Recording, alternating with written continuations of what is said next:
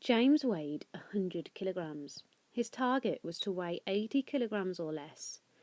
His weight decreased by 3% each month. Has he achieved his target after 6 months? So he started off weighing 100 kilograms.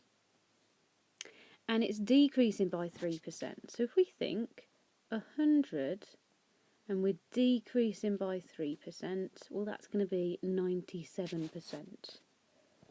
So that as a decimal is 0.97.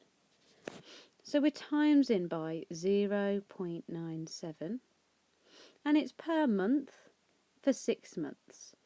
So we're doing that, we're timesing by 0.97, timesing by 0.97. We're going to do that 6 times. So either we can put that as times 0.97 to the power of 6.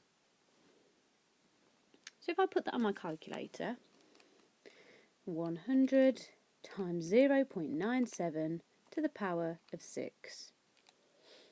And I get 83.297. Has he achieved his target? His target was 80, so no.